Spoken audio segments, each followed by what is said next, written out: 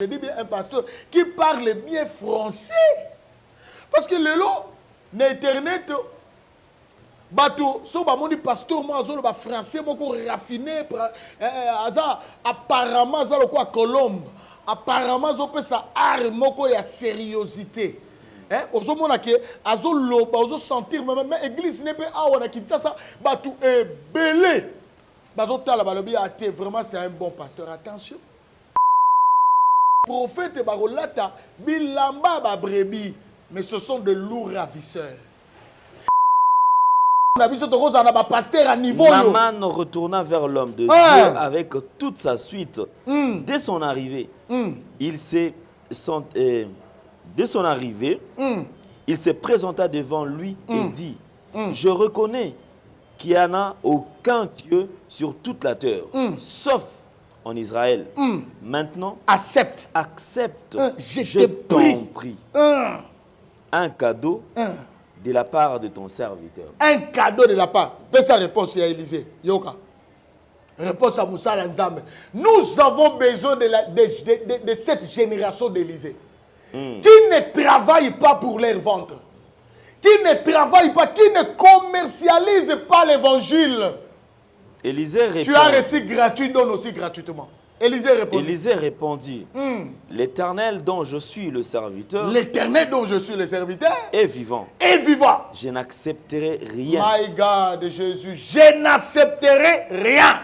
Naaman insista. Pour qu'il accepte. Pour qu'il accepte. Mais il refusa. Il refusa. Le lot est comme une condition. Mouta malade, il n'y a pas dans l'église. Déjà. Et puis là, quand vous avez un pasteur, na Kinshasa la moniango. Papa, mais dernièrement, tout le monde na YouTube, image moko le kaki, ya maman moko ba kenenge pas pasteur moko pasteur moko alobara balinga le tenga maboye, awuta neti ba mboka moko boye ba Uganda. Maman wana aye abungisi ba motone na mo économie na ndambo azaka. Ateka ba tomate. Ba tomate. Mais papa, ils ne sont pas des pasteurs, ce sont de faux prophètes, commerçants. Yango moni tozana verset clé na biso 1 Jean chapitre 4 verset 1.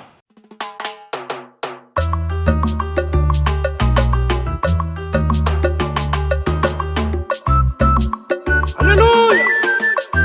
Hosanna. Yembeli yo mosikoli ya bomo ya bato.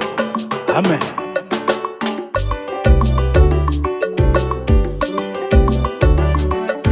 Na yembeli kolo na tango nyonso kati na motema. Na kumisi yawe na sanzoli yonkolo na bilaka. Nitolamba mokonzi yobongi na kembo pe na lokumu zwa masanzoli.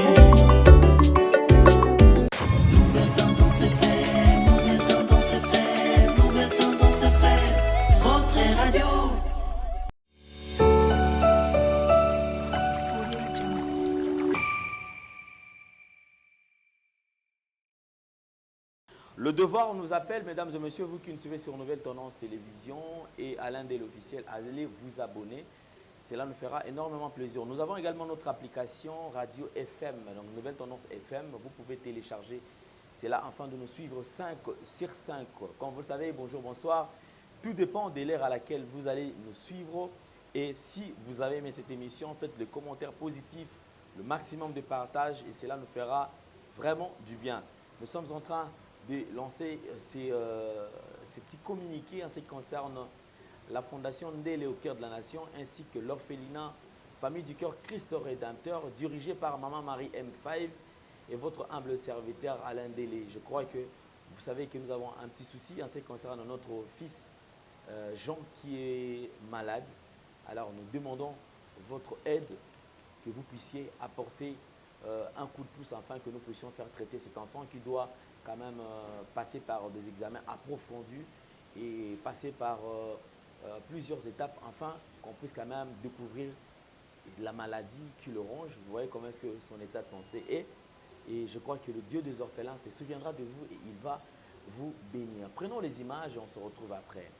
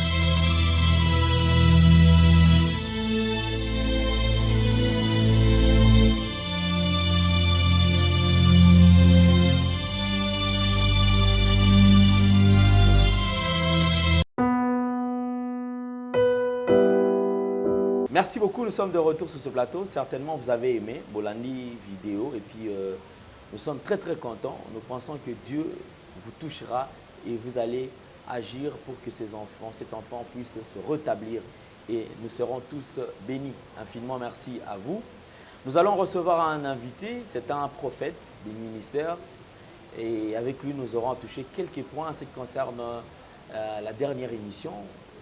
On a eu à évoquer plusieurs points et je crois qu'il y aura aussi, aujourd'hui on va faire la continuité de tout ce qu'il y a comme bavure au sein de l'Église, corps du Christ, il faut le dire ainsi. Tout ce qui se passe dans des églises, toutes les sciences qui sont maintenant introduites aujourd'hui dans des églises, nous allons aborder ce sujet pour quand même essayer un peu de proposer quelques pistes, des solutions. Comme je venais de le dire tout à l'heure, c'est un prophète de ministère, Kabengele Josué, c'est un prophète. Homme de Dieu, bonjour et bienvenue. Bonjour Papa Alain, bonjour Bandeko Bazola Nabiso, que Dieu le bénisse abondamment. Amen. Dénoncer, je crois que c'est pas facile, ça crée des ennuis. Tout à fait. Il y a des pressions tout autour de la personne qui dénonce. Il y a des menaces, des morts et tout, parce que je suis passé par là. Et d'ailleurs, on continue toujours à vivre cela. Et comme nous croyons en l'existence de notre Seigneur et Sauveur Jésus-Christ de Nazareth, et nous sommes protégés. On sait que lui, il nous épargne. Le réaction, il y a Bandeko. Batake yote, okangamite. Oui, j'ai eu une réaction belée à ma menace. Et il y a plusieurs qui m'ont menacé, mais nous allons continuer à faire. Et là, on a il y a une réaction beaucoup plus sur le plan banananzam. Je vis beaucoup des enfants de Dieu réagir.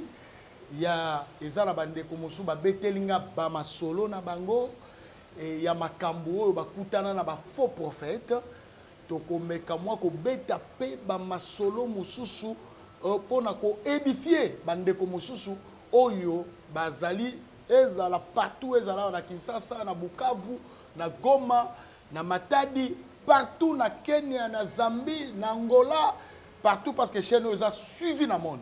Donc, même na poto, toko beta ba témoignage oyo pour na ko édifier bana na Nzambe o bazo kutana parce que ba faux prophète wana bazali tellement ebelé et puis bazo continuer comme ça là. Quand même que bazo menacer ba biso oyo, ko menacer biso que bako boma, bako tchela biso ba poison. Mais nous allons continuer avec l'œuvre de Dieu parce que la Bible dit si l'Éternel garde une ville et si l'Éternel ne garde pas une ville et ce qui le protège en vain. Et David dit dans le psaume 91 et je demeure sous l'abri du Très-Haut. Je me repose à l'ombre du Tout-Puissant. Je me repose à l'ombre du Tout-Puissant. Je fais de Dieu mon refuge. Je fais de Dieu mon refuge. Donc, je sais que refuge Nangaï, je demeure sous cet abri-là. Et quelque part, si tu descends, la Bible dit, c'est lui qui vous délivre du filet de l'oiseleur. C'est-à-dire, tout filet de l'oiseleur, et parce que Dieu va me délivrer du filet de l'oiseleur. Alors, aucun malheur ne m'arrivera. Donc, même aucun malheur ne t'arrivera, aucun fléau n'approchera de ta tente, car Dieu ordonnera à ses anges. Là, tout ce qui est dans ma géologie. Voyez-vous, ici, Dieu ne dit pas que vous allez invoquer les anges, mais moi, j'ordonnerai à mes anges de descendre, de vous porter dans leurs mains, de peur que votre pied ne heurte pas contre les pierres. Vous marcherez sur le lion et sur l'aspic, vous foulerez les lionceaux et les dragons, puisque l'Éternel vous aime, il vous délivrera, il vous glorifiera, il vous rassasiera de longs jours.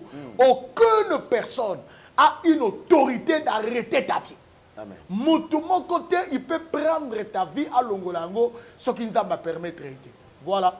Nous allons continuer la mission que Dieu nous a donnée. Merci beaucoup. Alors, nous sommes en train, c'est vrai, ce n'est pas de l'acharnement, non. Je crois que nous sommes en train de travailler et c'est une grande mission. Je sais que le Seigneur nous accompagne. Nous parlons de la commercialisation de la prophétie, la commercialisation des services au sein de l'Église. Nous parlons de la commercialisation, de la vente de de l'huile dans des églises. Des dons, les des dons que Dieu vous a donnés gratuitement. Oui, dans les églises. La commercialisation même de miracles. C'est-à-dire qu'aujourd'hui, pour que le Seigneur puisse opérer un miracle, il faut donner tel montant ou telle somme en échange Des guérisons. des guérisons. De la délivrance. La délivrance. Quelqu'un qui est déjà démuni, qui souffre, traverse un temps difficile, qui a besoin de la délivrance, mais qui s'amène à l'église, on lui donne déjà, c'est conditionné. Rien que déjà pour te recevoir, il faut 10 $. Mais la personne va forcer pour chercher par-ci, par-là, toquer des portes pour enfin avoir 10 $. Croyant qu'après avoir rencontré les serviteurs de Dieu, commercialisation, il y a Babiloko surtout dans l'église. Vous êtes serviteur de Dieu. Vous partagez cet avis, il y a la manière de faire les choses aujourd'hui. C'est-à-dire que ce qu'on a c'est-à-dire tout se paye. Et puis étape par étape, on est là, on a pris na yango. Yango ndio sala manakati ya église de lelo. Yo tangi mosala na Nzambe bokoloba nini? Na ningi totanga texte moko parce que nyonso ezaka ka il faut tozonga na makao na Bible. Bandeko bakotanga 1 Jean chapitre 4 verset 1er.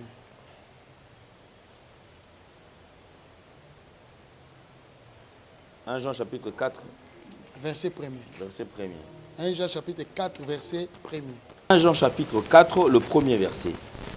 Bien-aimés, ne vous fiez pas à tout esprit, mais mettez les esprits à l'épreuve pour savoir s'ils sont de Dieu, car plusieurs prétendus prophètes sont venus dans le monde. Voici comment identifier l'esprit de Dieu. Non, tu peux t'arrêter là. Okay. Plusieurs faux prophètes sont venus dans le monde.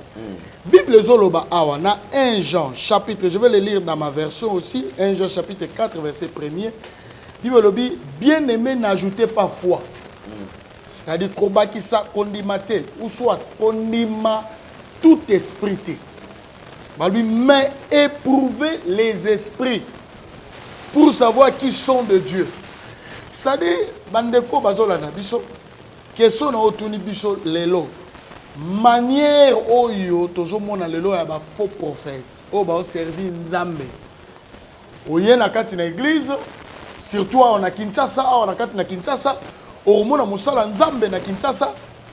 Avant akutana na yo, mutu akutana na musala Nzambe. Alongwe pena malueka. Papa wana landi peut-être na télévision, ou soit à landi na radio, ou soit à jouer invitation, mais aïe azana ba problème pas kuta na musala Nzambe. Mais aïe ko kuta biro moko ya ba ezawana po akuta na pasteur ba tie obstacle. Obstacle au bureau kaka nde tcheteza ye mon pasteur mutatia obstacle. C'est tout un système. Donc c'est-à-dire aïe bibilo razo sala. C'est-à-dire il met en place un bureau pour recevoir les gens. C'est-à-dire batouana au moment na baro biso que non avokuta na pasteur futa 10 $. Futa 10 €. Futa 5 €. Futa 100 $. Il y a même des gens au moment na ba bouteille ya maï ezawana. Baro biso que non pokuta na pasteur somba 15 bouteilles ya maï to 20 bouteilles ya maï. Bouteille moko eza 5 $, to ezali 3000 francs, ça l'engo fois autant. Mais ça c'est commercialiser l'évangile. Balobi a pesi conseil. Nazo répéter verset wana pour na bandeko batanga. Tout au long de la mission que to loba ka koloba. Mais nous voulons tout vérifier à la écriture. Qu'est-ce que les écritures nous enseignent? 1 Jean chapitre 4 verset 1er. Ça c'est un conseil que l'apôtre Jean a opé sa biso.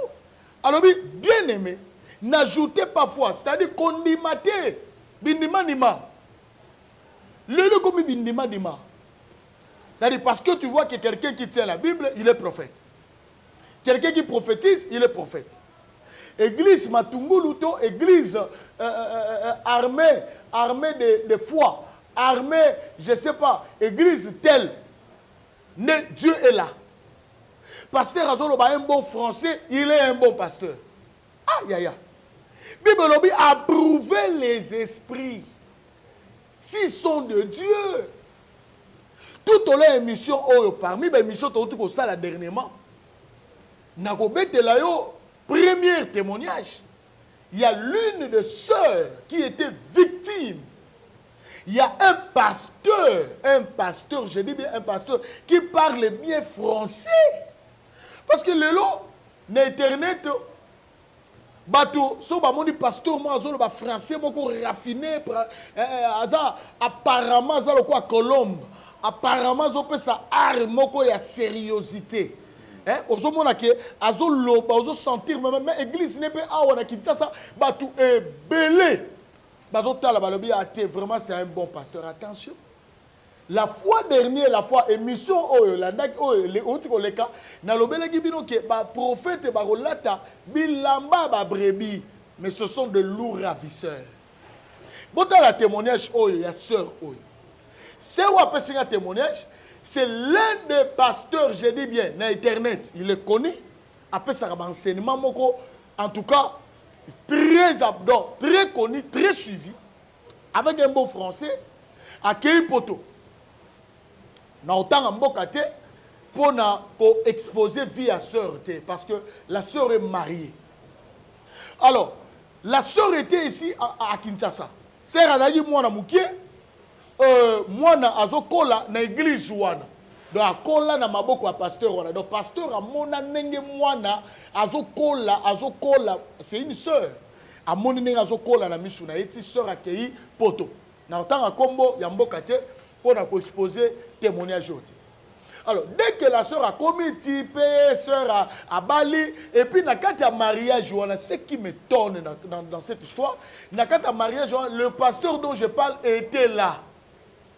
Azala qui a mariage, c'est-à-dire, il a vu comment sœur Oyo Mwana Nanga Molimo a bala na mobali na ye.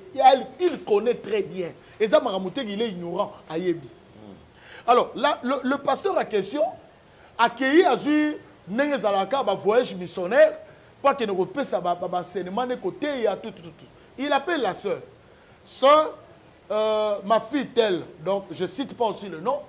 Ma fille, j'ai besoin, nazo yambo kanayo, en tout cas, yoza mwana nanga, yonde foza nanga, na disponibilité nanga, yebisa mobile na yo, tout ça. Mobile appelle si confiance. Albi oza pasteur a izoya, eza lipamboli, on a biso. Donc, mobali na moi si babi non, en tout cas, le pasteur Azoya, nous devons lui rendre service, nous devons les servir, nous devons chercher la bénédiction parce que lorsque vous servez un homme de Dieu, lorsque vous les servez, vous servez Dieu. Alors, bandeko, mobali akenaki namboka musu atikaki moi si.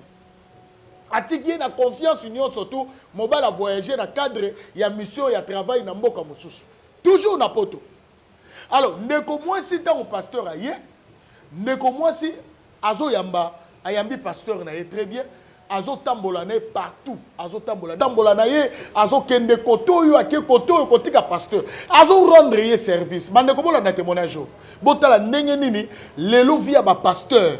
Tant tozo dénoncer, tant tozo teya ba mate yao, ezapo toza na kanda ba pasteur te. Topé, toza na acharnement moko contre bango te, mais nous voulons tout simplement to zongisa bango na rail.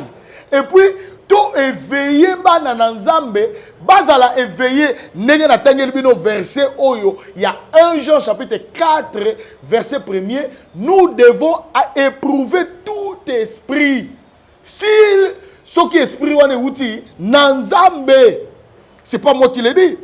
La Bible dit bien aimé, n'ajoutez pas foi à tout esprit. Condimano sauté, binima parce que baby sur prophétie, to baby sur prophète boy, to baby sur pasteur boy kingal, to pasteur morazo le can internet par exemple netingai. Hein? Donc directement tu me crois parce que je passe à l'internet, parce que je parle de la Bible. Mais attention bien aimé, au coco ça la dribbler. Mais yoga témoignage, je suis à témoignage. Papa oyo ya pasteur. Soi-disant pasteur, parce qu'il n'est pas pasteur. Moi, je ne crois pas qu'il est pasteur. Mais ce que vous avez dit, yaya, oyoki ba enseignement na internet, oyoki l'église na ye, église ya munene na Kinshasa. Français qui toko bien raffiné. Mettez les cambassali sœur. Alors, après avoir rendre service, sœur azora mutuka na ye, atika pasteur. Papa lozola nanga atika ka pasteur oto kene boy bake oto kene côté ya boy tokei parce donc sœur a sacrifié même musala na ye obi ke na poto okosenga pe vacances moko boye okosenga pe mo congé moko boye bana pe bazala tout ça donc asengi sert azana mwana moko kaka alors asengi Moussala donc à rendre pasteur ne service azotambusa ye na voiture na ye donc obi ba pasteur mususu ba profitera na ba faiblesse abandimi soki mondimi abandi ko manifester hospitalité et pas na yo abandi ko benga yo et pasteur yo comme ça faiblesse to mondima zo rendre yo service mondima zo tambola mondima lobi ke no tokende to mataboy tokende boy pasteur na roya pasteur je vais donner ça pasteur je vais soutenir pasteur je vais accepter les instruments pasteur na ocha voiture na ngana disposition yo monero faiblesse obi maman na mona zo linganga mona mo so na mona zo sopa ne langage ezalaka mona mo so la sacrifice aki pas pour toute famille mais azo ça sacrifice c'est pas musala nzambe. Mais tel mosala nzambe oyo likamasali bolanda bien bandeko bosola na biso na Bukavu na Goma na États-Unis partout na France awa na Congo partout na Cameroun na Angola bozolanda boka témoignage pasteur en question après avoir sœur à rendre ba service wana yoka monnaie de singe azo futa sœur wana sœur oyo yebika bala na libala ne yo pozalaki sœur oyo yebika za mwana na yo ya molimo tala pasteur andoki oyo il faut na benye ndoki pasteur ya ndoki oyo ningo loka mwana pasteur oyo abengi sœur alobine ma fille je faim nana nzala yaka place nazali c'était à 20h moi si abato aza marié obengi na 20h na bango kuna donc c'est déjà il faisait c'est bien sûr que na poteuse à rappel mon 20h et ça moi nanu tout ça alors abengi sœur sœur alobi mais papa na on sale le juste commande na poto ba yebi ba commande ça na on sale le juste commande roya na biloko type place aux na hôtel le pasteur en question a tungisi sœur alobi na eka ke non yelanga biloko sœur pe na naïveté bino pe bana oyo ya nzambe bon faut na bino peut-être on a confiance que aza mosala nzambe peut-être ozolo bakeno nazo rendre pasteur au service nazo salela nzambe botala likamo pasteur asali sœur akomi na asombi biloko akomande biloko akomi ti na hôtel esika pasteur azaki loger akoma na kati na hôtel yoka maloba pasteur azo yebisa ye que ma sœur nengo yebo yepe na heure moko tardif il fait déjà 22h donc biloko ye nango na oli a shooter tala d'argent et l'on liboso gafa liboso donc la sœur s'est sacrifiée d'amener la nourriture et pas na yo mais yo sikoyo aux huiles lisusu au bafoué déjà sacrifice non lia lisusu te moyen lia lisusu ezate. Alors la sœur c'est a komi ko miremira mais pasteur yo lobaki na ngana ya biloko tout yoka pasteur asimba la Bible yoka avec sa sœur azo bisé que non sœur en tout cas nengeka na mona yo nengeka na mona yo donc tu n'as créé qui nanga eloko wana nengeka na mona yo en tout cas tu vas beaucoup manquer mais sœur alobi mais pasteur on était avec toi les matins na joki voiture nanga na kena otiko place aux hôtels on était déjà avec toi même demain encore on avait un rendez-vous j'allais venir mais est-ce que ça spécial comme on nanga spécialement à 20h boyoko benganga on noté yoka maloba pasteur soki na oloba eloko oyo c'est que ça na bana nzambe belé ba pasteur pe ba sala bango bon je dis bien lisolo oyo nazo beta ça peut aussi être ton histoire peut-être ba to ba yebité mais eko édifier yo yoka pasteur ne ngazolo pasteur azoloba alobi na sœur alobi ne biso ba pasteur atangi komba pasteur kingani atangi komba ba pasteur ga ba yebana o bazana ba église a minene wana oyo ba lekana ba internet boyo ko ba français kitoko un bon français ozo tala a terre matière sanctification matière nim ozo sentir lobité o abanga nzambe yoka ba loba osala o biso ba pasteur en tout cas to sala ka ekobo to sala rango na batunyo sauté.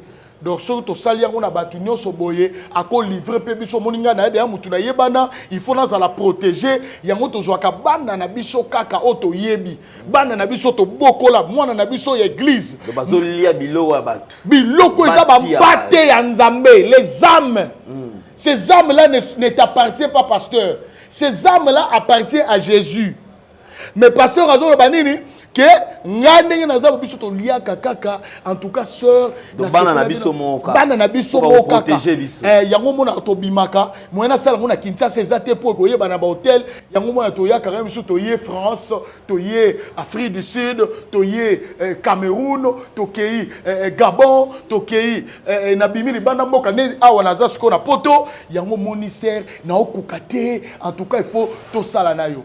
La sœur était choquée. Je vous dis, c'est la sœur qui m'a raconté cette histoire. J'ai caché son nom et j'ai caché son nom pour protéger. Et puis, j'ai caché aussi le nom du pasteur. Mais quand je relate cette histoire, si le pasteur me suit, il s'agit de toi que je parle. Et tu n'es pas le seul pasteur qui fait ça. Boza est belé au bolongwara awa boké na poto boza la babi et puis bozo profiter na ba faiblesse ya bandimi pour la rolobake je vais coucher avec toi. Heureusement pour cette sœur ayeba qui versait oyo il a discerné l'esprit qui animait le pasteur Sœur Azala qui ferme à l'obi je ne peux pas tricher à violer Sœur ayebi si soko mekika je vais crier. Oyebi poto nenge zara loi et zara beaucoup plus na femme il croit beaucoup à la femme et le pasteur a question avec otika sœur Sœur Akei. Voyez-vous le pasteur ayeba ki que Sœur Abala moi si abato pasteur okata sonité moi si ya bato molingi okuche yé pourquoi et même ici pas ça moi si abato te tout à l'heure awa maman moko abeteninga du solo azu pasteur moko akomi ko prier pour na ye ko semeler pasteur ko muso luka alinga maman mais voilà donc justement donc nazongi na question na yo c'est pour dire que lelo o bato commercialiser évangile nangi to dans texte moko il y a prophète moko na Bible prophète Élisée on peut lire ça rapidement 2 Rois chapitre 7 non 2 Rois chapitre 5 2 Rois chapitre 5 verset 13 tangela bisongo rapidement 2 Rois chapitre 5 verset 2 Rois chapitre 5 verset 13 Lorsque ses serviteurs s'approchèrent de lui pour lui parler, ils dirent... Bon, quelqu'un m'a montré 14 pour gagner le temps. 14. Verset 14. Ouais. Il descendit alors se plonger 7 fois dans le Jourdain. Dans le Jourdain, selon... Conformément à la parole de Dieu, de l'homme de Dieu. Sa chair redevint comme celle d'un jeune enfant et il fut pur. Abiki, Azak guéri. Mais continuez du solo. Qu'est-ce que Naman a eu au salaire? Naman retourna vers l'homme de Dieu. Naman retourna vers l'homme de Dieu. Avec toute sa suite. Avec toute sa suite. Dès son arrivée. Il se présenta devant lui. Il se présenta devant lui. Je reconnais qu'il n'y a aucun Dieu sur toute la terre. À reconnaître le prophète. Sauf en Israël. Il y a. Maintenant, accepte, je t'en prie, un cadeau de la part de ton serviteur. Accepte quoi? Un cadeau. Accepte quoi? Un cadeau. Un cadeau. L'anangai. Le Naman, Azaï na lèpre, maladie. Maba. Aïe pas mon sale dans un mon sale dans qui c'est. Dans cette histoire, je recommande aux enfants de Dieu, battant à 2 Rois, chapitre 5, verset 1er, ti na ces places to communion. Est-ce que le prophète a dit à Naman, avant la je pense que si général Naman, il avait retrouvé le prophète de nos jours ici, hein, papa Nanga, général, pena général, hein, Naman, aïe pas na ebiso que papa na la lèpre. Mais le prophète, ils ont occasion de dire prophète. Passe en or. Passe en or, aux autres appellent que non, mon toit on a l'air. Général, aïe au coup d'ananga, ministre, aïe au coup d'ananga. Moi, n'a na poto, c'est la mbongo. Y'a un poto, babuka mbongo. Yaya, toza, lo babande kwa poto, balandaka biso, ba appelle pas problème. Et bel écoute. Et bel nazo Jésus. Moi j'ai toujours répété si quelqu'un qui vit en Europe a Tindelioto a Kabelio. atteint 10 $. Parce qu'il arrive des fois, à 20. On discute. On discute. Or, 30 $, 50 $, il faut combien d'heures il y a de service. Il y a service. Aux osalaka moussa. Moussa au kata pongine 4 heures. Des fois c'est Kabelio 2 heures du temps na 3 heures du temps na. Alléluia. Il y a nimi anyo kwama zoto et souffrir mais 3 heures du temps na yo wana mongo wana apesa ne yo olia na yo. Mais tu minimises Ezamukie. Bon wango au combien? Comment on peut s'en offrande boy. Bango bazanga ba montant 1000 $, 1000 €, 700 €. Ah!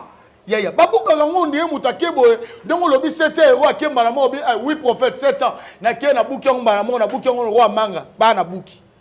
Si c'était de nos jours ici, le général Naman, aïe, prophète Abisete, hein?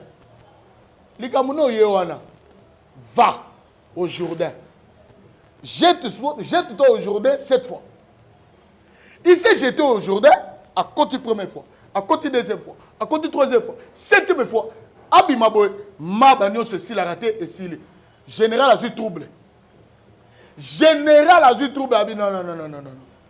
Prophète Oyabiki Singa Bote, na kende na cadeau, non autant verset, na kende na ba présent. Et puis azobonde la ye. Azobonde la ye. Je t'en prie. Tangango verset 15, tangango je t'en prie. Verset 15. Ah, est-ce que na tango na biso tokoza na ba pasteur à niveau yo? Naman retourna vers l'homme de Dieu avec toute sa suite. Dès son arrivée, il s'est présenta devant lui et dit: je reconnais qu'il n'y en a aucun Dieu sur toute la terre, sauf en Israël. Maintenant, accepte. Je t'en prie. Un cadeau de la part de ton serviteur. Un cadeau de la part. Fais sa réponse à Élisée. Yoka. Réponse à Moussa Lanzame. Nous avons besoin de cette génération d'Élisée qui ne travaille pas pour leur ventre, qui ne travaille pas, qui ne commercialise pas l'évangile. Élisée répondit. Tu as reçu gratuit, donne aussi gratuitement. Élisée répondit. L'Éternel dont je suis le serviteur. L'Éternel dont je suis le serviteur. Est vivant. Est vivant. Je n'accepterai rien. My God, Jésus, je n'accepterai rien. Naman insista. Pour qu'il accepte. Pour qu'il accepte. Mais il refusa. Il refusa. Lelo est comme une condition. Mouta malade, il n'y a pas dans l'église. Déjà, et puis là, quand vous savez, le pasteur en a marre. Ah, na Kinshasa la monyango. Papa, mais dernièrement, tout le monde a YouTube, YouTube, image moko le kaki, ya maman moko ba kenege pas pasteur moko awa, pasteur moko awa. Alo bara balinga le tenga maboye, awuta neti ba mboka moko boye ba Uganda. Mama wana aye abungisi ba motone na mo économie na ndambo za ateka ba tomate. Ba tomate. Mais papa, ils ne sont pas des pasteurs, ce sont des faux prophètes, commerçants. Il y a un moni tozana verset clé na biso 1 Jean chapitre 4 verset 1. Approuver, n'ajoutez pas foi, c'est-à-dire condimater. Approuver les esprits, ma soeur. N'a pas ça ba caractéristique ya ba faux prophète. Yo bengi mbala moko mama moko ebisinga basala soko bengi allo papa nde nazabo naza pour ma maladie mama kata na tango na loba oyo na moni deux cercueils karabashada baba yende bediaba mama kimambangu zwa nzamba ebisinga pesa offrande âge na yo oza âge ni on a 50 ans tu n'as pas âge fallait appeler ça route Nana 50 ans, Nzamba yebisinga sala $500 qui mambangu parce que na on m'a dit solo no boy. Donc dans 7 heures de temps kufa. Yebisa vraiment. Yebisanga papa. Et ilo comme sanga yango bana na Nzambe bolandaka ba matia tozo pesa ba enseignement tozo pesa. Na komisi Nzambe mission to sala la fois passée, bana na Nzambe balobi papa ozo fongola biso misu.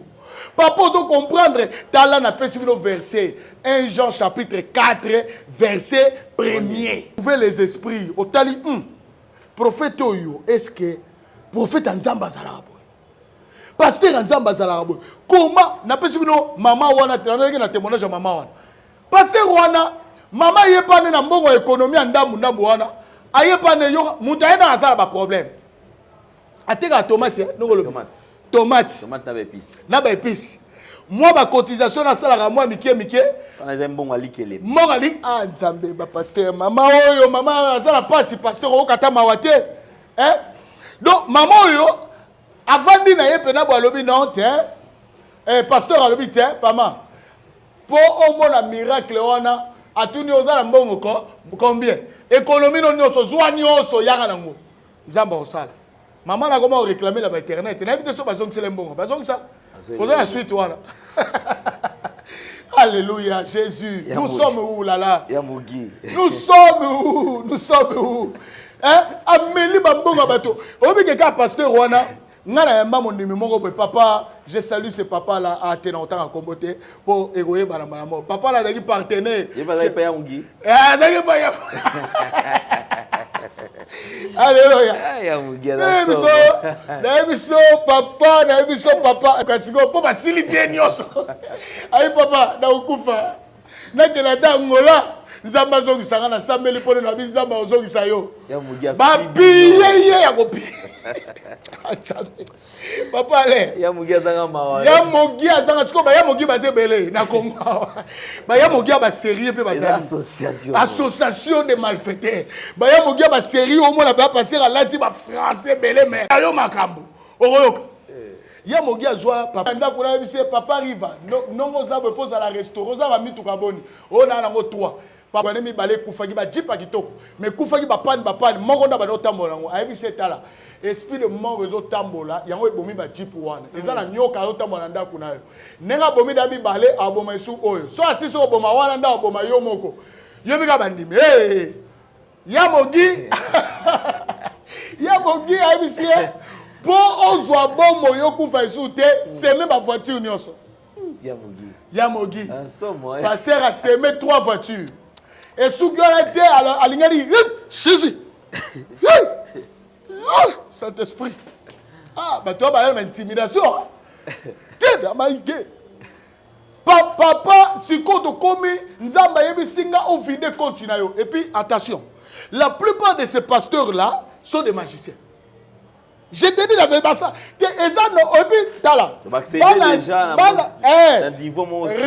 pas dans Nzambe belé, ba pesaka déjà ba pesi, mais ba regretter après.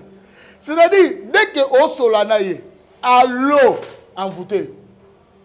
Donc dès que kutani na bureau envoûté, nenge papa rivazo bisarabi, déjà papa na no comprendre tourner à captiver esprit na. Les envoûtements ba sala na kisi.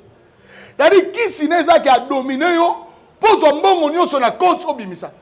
Mouton n'a pas de souffrir, mais yo prophété sur ça. Ah, au ABC que tindela 5 000 $, tinda 4 000 à tindi. Vous pensez vraiment que c'est normal, mouton tinda 4 000. Natal le ya poto. 4 000 $. Bande kobozo la nanga 4 000. Oui, je sais. Au cours salango, gloire soit rendue au Seigneur. Mais souvent, la sœur là, aza là-bas, papa naza, comment, un grand marabout. Après, c'est Babylone, et quand elle fait ça, et directement dans un captivé d'esprit, à un certain esprit, les autres tambours, zombo, à Zumbongo, après si. Yamogi asilisa nyonso.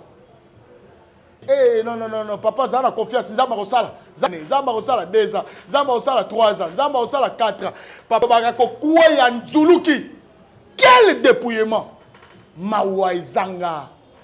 C'est quel évangile ça? Oh, on a habité na Bible. Awa, je lis la Bible.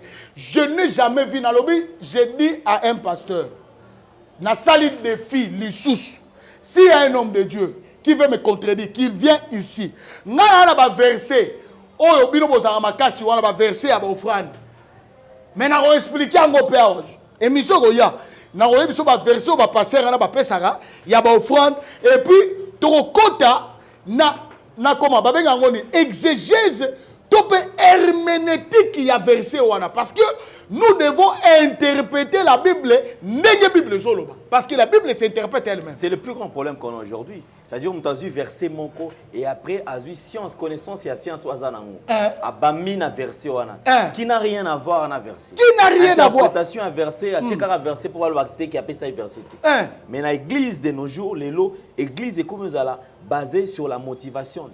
Babilo batwa tchara mike moi penser à mon à développer par rapport à l'expérience na passer ba moteka babiloko ba câble na ba église câble ya zoteka vous avez commercialisé l'évangile ba concert bozo foutisa vous avez commercialisé l'évangile concert est comme VIP hein et comme VIP on met $100 $50 $100 Oh, vous avez adoré Saint-Esprit, vous avez adoré Nzambe. La Bible dit Dieu siège au milieu de la louange et l'adoration. C'est bon, muto afuti ndembongo ya participer à kuta na molimo santo. Pas gumba mela molimo santo. Da afuti à participer molimo santo. Donc mbongo yango.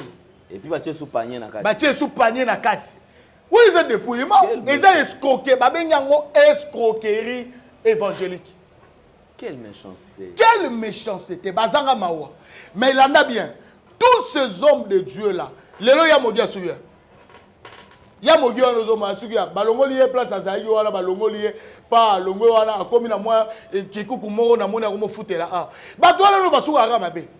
C'est que l'homme aura semé, il le moissonnera.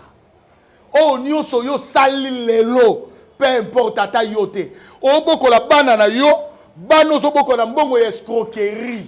Yaya. Maman moko bo azolela na mbongo na ye po yo ozwa ki mbongo na ye.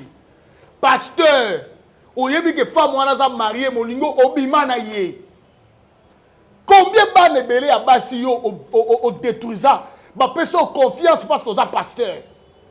Ba peso confiance parce que za mosala même na ba sœur, je dis bien tous les sœurs ba kwena ba pasteur. Beaucoup ta repentance moko parce que c'est une malédiction. Repentez-vous. Repentez-vous, repentez-vous. Si on sait qu'il y a une ignorance, on sait qu'il y a une erreur. Topé pasteur moko en vous, tomisou bazana bakisi. Oyebi semence ni na tikela ote. Oyebi étoile ni na benda kati na ote. Bando bimana e maka oso esu libala te. Bando bimana e vina yo beba. Bando bimana e vina yo tambola kate. Bando zo mbongo na yo otinda, opesa pasteur moko songolo. Oya envoûtant na sa envoûtement. Vina yo okauka. Rien ne marche. Nous vous invitons yaya.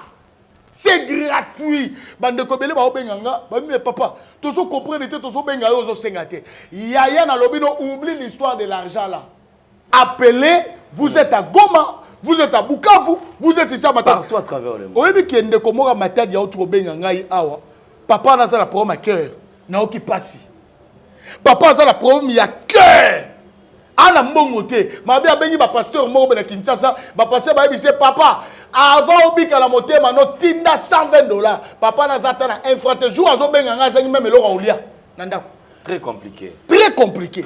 Merci beaucoup. Les autres zo bon de la pona yé, tozo sam de la pona yé. Papa le na ko beta mo le témoignage moko lu so suka avant to ko pona moni olingo clôturer. Non non, na ngina clôturer na lingi to coller deuxième témoignage na orientation par rapport à bandeko oyo bazana besoin.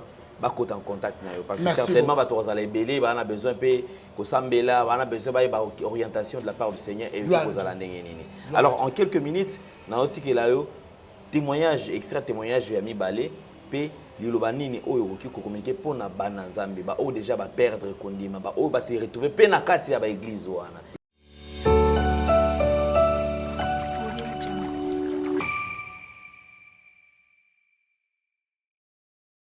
Merci beaucoup, Shalom, Bana Nzambe. Nazo pe sabino témoignage Joana. Toujours na réaction ya bandeko ba bengi bakutana ba bi bakutana makabebele. Voilà pourquoi tozo linga pe bino so oza eloko moko boye komela yo benga biso toko dénoncer ngo kaka ana ba chaîne oyo toko dénoncer ngo pour édifier pe Bana Nzambe. Botala lokola pasteur moko awa. Azama kasi bon, on a eu na ba télévision, na ba nini pasteur miracle. Pasteur miracle. Bon, moni ba miracle surtout na poto alingisa ki poto. alingi saki poto batu nyonso bazoloba yende aza nzambe yende aza nzambe alingi si poto alingi si Kinshasa azana batu tala mais botala azana ba pasteur na botali kamo l'un de ces pasteurs asali na couple moko couple na oloba wana bazana poto ba prophétie à division. Comment ça peut se faire que toi un prophète ozo peut sa prophétie na couple à bateau ozo ko ça peut ya ko ça parce que couple wana ngana encadrer bango na prière na tika la komona moi sindo kité mais ba sali likita ye pasteur wana prophète wana soi-disant prophète wana ya communauté wana ya pasteur wana yebana naninga na ya na mukolo mwasi parce que ça na Kinshasa na nyala yene la sa émission mais na ko sala ne émission ko ya wana si peut-être na la zongi potote ye moko ako dénoncer yango donc ye prophète aye aba no prophétiser aloba mwana batu azandoki et puis pire encore ola sukata wana ebi que sœur aza mariée a obenge na téléphone abi que yo nzamba ko boma yo na misala no kindoki o kangi famille o bloquer famille o zandoki o tout ça. Est-ce que évangile les arabes? Évangile les arabes à cause de l'argent. Prophète wana so aucune église na a tchara VIP batapoto. Il faut tchabango liboso VIP batapoto. Ya tozo tokomi yapi. Est-ce que Jésus na église à Jésus il y avait des VIP? Pourquoi séparer les gens? Mon même mon niveau ça l'autre côté. Joie une valeur. Est-ce que Jésus a séparé? D'ailleurs, un jour, Bandeko Bazo Pesa offrande, il y avait des millionnaires, il y avait des gens qui donnaient l'offrande. Jésus était là. Il était là debout. À ce moment-là, il y a offrande. À ce moment-là, il y a un pauvre moko, il y a 2 pièces. Il y a un lobby. Au moins, pauvre, à l'équipe, surtout. Comment toi, tu peux avoir des considérations parce que les gens ont beaucoup d'argent? Oh, VIP, parce que les gens viennent de l'Europe. Pour Mouta, Outi Poto. Donc, il faut Yamaga, Batouba, Outi Poto. Bata Kinshasa awa naza na l'autre côté il va souffrir à la droite. Pasteur ne regarde pas l'apparence, sert Dieu équitablement, reçoit les gens, tout le monde équitablement. T'as la prophète au Maramunini asali na royana mukolo mwasi azana poto aza awa na Kinshasa mbali ne azana Kinshasa ye mutarela tenga li solo wana akoya awa ndenge nini église wana ezo kabola mabala bato ba prophétie lukuta. Est-ce que vous avez la prophétie? La prophétie est là pour édifier. Mais Yaya, prochaine émission, nous allons continuer à dénoncer. Mais ici, bien aimé, je m'aimerais tout simplement annoncer ceci. Bateau yo bazana ba ma solo. Bozala déçu. Bon, Moussoussou, alors bien papa na il y a besoin de prophète Yaya, s'il y a le faux, il y a le vrai. Mon numéro est là, appelez le prophète Josué. Je suis là pour vous recevoir à tout moment. Je suis là pour vous encadrer spirituellement. Prière, mais j'insiste, c'est gratuit. Je dis bien, c'est gratuit. Tu n'auras pas une condition là-dessus. Mais quand nous, pasteur, et après, on va dire qu'on peut sa condition. Après, on va dire qu'on saigne. Mais appelez-moi au commun, il n'y a pas de condition. Si tu es déçu quelque part, si tu as un problème, nous croyons à la puissance de Dieu. Nous avons une réclamation à la famille, nous avons un problème spirituel. Nous avons une vie spirituelle. Tu peux m'appeler. Nous pouvons relever ta vie de prière. Nous allons vous soutenir dans la prière. C'est votre humble serviteur, le prophète Josué Kabengele. Mon numéro, c'est 00243 9 9 9 51 22 82. 00243 9 9 9 51 22 82. Vous m'appelez à tout moment. Naroyambayo, je vais te recevoir. Ozala dessus. Mais benganano, te soutenir na prière parce que tu as besoin de la prière. Ozala Goma, Ozala Bukavu, Ozala na Matadi, Ozala province, je ne sais pas. Ozala Zambie, Ozala Kenya, Ozala Europe, Ozala États-Unis, Ozala Canada. Appelez le prophète, je vais prier pour toi. S'il y a les faux, il y a les vrais. Je profite pour saluer les vrais serviteurs de Dieu. Par exemple, il y a l'un des serviteurs de Dieu qui me suit souvent, Azana Hollande, l'évangéliste Sylvain. Que Dieu les bénisse abondamment. Je salue actuellement, je salue aussi Oyo Azalanga Awa. C'est vraiment mon fils spirituel. Nananga Sikoyo, que Dieu le bénisse abondamment. Et je profite à ça, à Kinshasa, dans ces jours. Et à Zozonga, je crois, d'ici là, que Dieu vous bénisse abondamment. Je profite encore pour bénir Maman Farida dans Paris, dans France, dans Mobile. Je vous bénis, vous êtes nombreux. Je ne vais pas oublier ma fille, je ne vais pas oublier, oh gloire à Dieu, Zamba Pambola Bino Nyo Sotou, Zamba Pambola chaîne Oyo, je vais prier pour toi, Olanengai, et plus particulièrement pour la Batouro Baza blessé. Que Dieu vous console.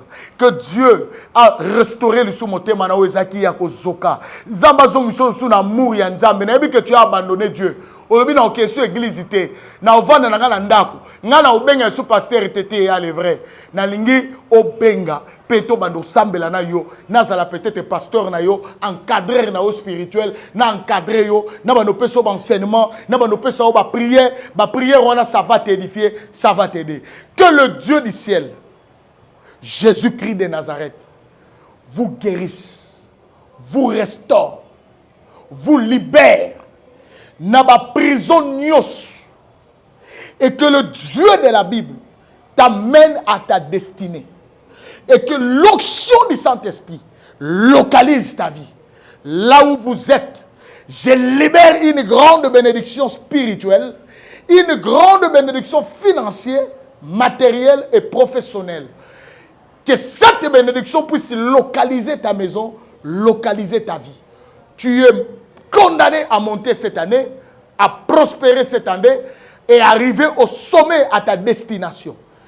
Si tu étais rétrogradé sur le plan spirituel, que Dieu réveille encore la vie de prière, que Dieu ramène encore les soucis là que tu avais avant pour servir le Seigneur, que Dieu te restaure sur le plan spirituel, que Dieu te pardonne aussi de tous tes péchés. Là où tu as commis des péchés, que Dieu te pardonne et que tu le reçoives comme Seigneur et Sauveur. Au nom de Jésus, j'ai ainsi prié. Amen. Que Dieu vous bénisse.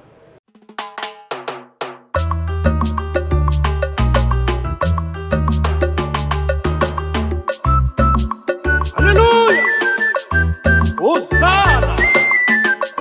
Toyembeli yo mosikoli ya bomo ya bato. Amen.